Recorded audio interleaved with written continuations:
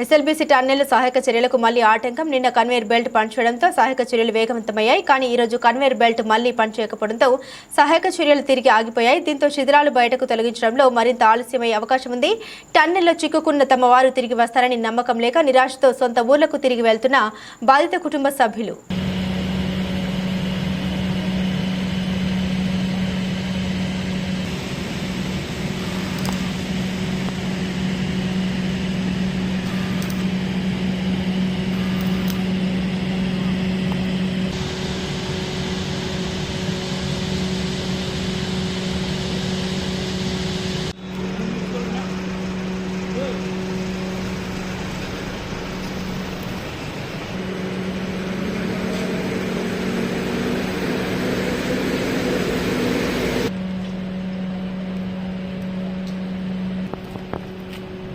ఊట నీరు ఉంది ఇంకేముండదు